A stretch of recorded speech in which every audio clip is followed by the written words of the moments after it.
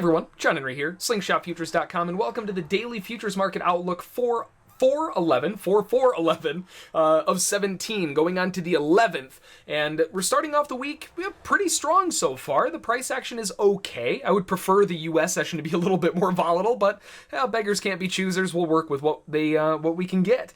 Now, looking at the daily futures market outlook, the main purpose of this is to go through and make a plan for our big six markets that we trade and get as much information as we can out of the markets right now so we can better trade it going into the overnight session and into tomorrow. Now, before we jump into all the charts, make sure to swing it over to the website, scroll down to the bottom, and check out the Join the Daily Outlook newsletter. And that's going to add you to our email list that you know every single time one of these comes out. You'll never miss a beat. And inside there, we also talk about different statistics and different stocks that are going on that we're keeping our eyes on. So a really great letter to get your hands on and be a part of. Along with that, at the bottom of the page, in the blog post section, we go over the market psychology. We rip apart one market every day so we can learn as much about, as much about the price action as we can, so we can better ourselves for the next day of trading. And of course, we always have our live trader morning prep levels posted there for the big six every single morning. If you haven't done so already, make sure to click on the live trade room subscription and trial info and sign up for a day trial and see what we're all about. If you really like it, you can always subscribe. And as of course, with the full VIP membership, you get the live trade room subscription as part of it as one big package, so you never have to worry about paying for anything ever again. Looking at the bund, we have some pretty good upward momentum here on the bund, and so far, every time we get a dip in price, the buyers swoop it right back up. Now, the momentum that the buyers have may be faltering just a little bit. Now, it's a slight little clue that we're getting here, and a couple different things. First of all, this big rally to the upside was very aggressive. That was the strongest, most aggressive rally that we had the entire day. And it happened after this bullish uptrend has been going on for hours and hours and hours. And usually that generally at least means that this could potentially be a little bit of exhaustion. They overexerted themselves. Now they need to pull back a little bit to kind of get their positions under control. Another little bit of a clue here, we missed the top of a channel. Not by much, but we missed the top of a channel after that pullback. So we are seeing the buyers losing a little bit of grip at the highs and pulling back movement here. Now we are coming back to the bottom of the channel, and we also have this as a kill zone in the sense that this is the horizontal line of support at 163.08, and we also have the bottom of the channel right along the prior week high as well at 05.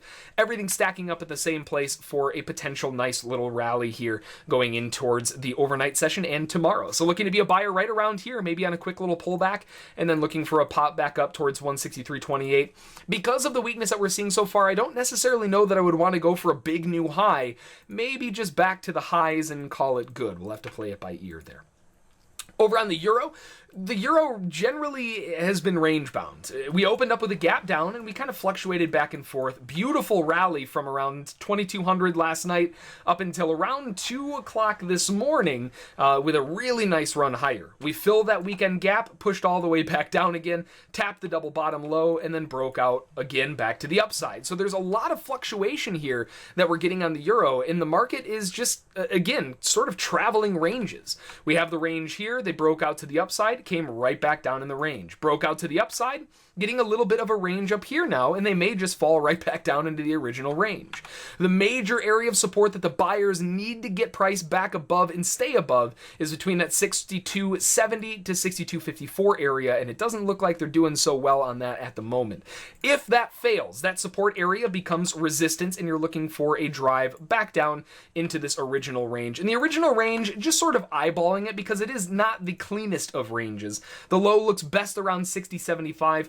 The high probably around that 61.86, but they may have added a little bit of a new high around that 226. I like the 61.86 to 60.75 area. I think it looks the best, but overall that's kind of what we're looking for at the moment. Possibility of a range if this breakdown succeeds. If it fails, then we're looking for another rally up to a new high, or at least back to that area of falling resistance for some profit taking.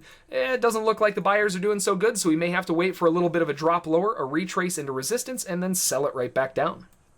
On gold, mostly a wedge here, going into a range at the end of the day, not really being able to get out of this little zone here. We are getting a little breakdown on the euro breaking down as well. Rising support coming into play, and we are tapping that at this very second, or at least on this 5-minute bar.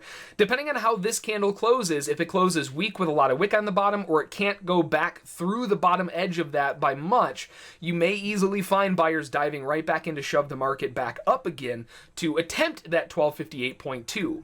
Now, one big thing that really stands out, much like the euro that we were just talking about, and actually the bund as well, a little bit too aggressive on this rally higher. They look like they may have exhausted themselves, and given that pullback, it definitely is confirmed. So if we can make our way back near the highs, not necessarily looking for a new high, but just near the highs, up around 1258.2, and of course up to the high, wouldn't be that bad either, but that area is going to be a big block zone of selling pressure, knowing that the sellers are likely going to defend that high with all of the weakness that the buyers are seeing right now. So looking to be a buyer for right now, unless this breakdown does succeed. Nice bear candle, but if they can't follow it through, that's a bad sign for the sellers, and that may just be a trap before a rally back up towards the highs. So still looking to be a buyer until we get that breakdown. Maybe we can retest those highs a little bit later in the afternoon. Over on the bonds, getting some pretty good movement overall. A little bit of a flag formation here. Started off with a very sturdy range. The market could not get out of its own way inside here. Once it finally broke out above the highs, now we're getting a little bit of a flag pullback. And what I would honestly love to see here is a turn back higher, dip down, hold that area as support right in a retest, and then shove the market back up. Small little problem though, little bit of a caveat to that flag pattern. We are running directly into monthly resistance at 152.03, and that is a huge deal given the response that we've had there already. We had a to the tick bounce off of that level, and the market immediately dropped right back off of it. So if we do get a buy side move on a flag breakout, more what I'm anticipating here is one of those flags that has a weak secondary portion where it looks something like this, goes back to the high, and then just kind of peters out, right? So if that is the scenario, that's sort of what we're looking for, which means that we want to get as good of a price on this flag as we can, and that would be right around that 151.17 area for initial buying pressure to attempt to get that move back up, to retest that prior month high and see if they want to break out of it, above it. Looking at crude oil, crude oil has a really good bullish trend, and we're not really stopping this bullish trend. It keeps going up and up and up and up. But you'll notice one obvious thing. I didn't even have the channel on there because it was just that obvious. We continue to fail to get to the highs of it, right? You can see them just they're riding the struggle bus, right? They're having an extraordinarily difficult time getting up there.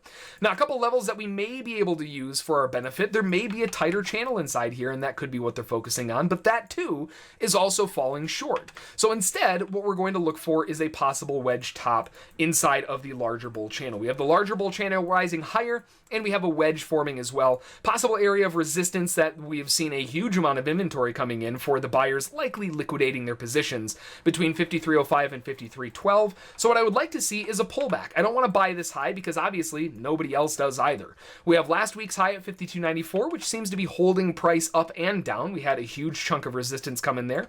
When it broke above it, it acted as support. So I would love to see a pullback back to that level. And if we can get it at the right time, if we can get that pullback down to where we have rising support and horizontal support all in the same place, we have ourselves a kill zone that we can look for a rally back up towards a new high, or at least attempt it.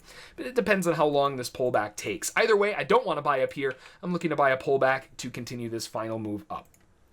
On the S&P, I mean, I did my best to draw a channel or a wedge on here, but man alive, this thing sure looks like a range. It's really tough to find any areas that really kind of stick out in terms of major support and resistance. We do have a descending wedge, really wide wedge. If you go far enough into the future, you will see that the lines cross, but for the most part, we're dealing with a range. Range highs right now, and the lows, the majors at least, down to 23.48 and the highs at 23.62 and a quarter. We do also have minor support and resistance through here, 23.60 quarter down to 23.59. Doesn't look like the sellers are letting the market dip through that. And we do also have possible intermediary support kind of inside here. It's ugly, right? It's not a good looking support level.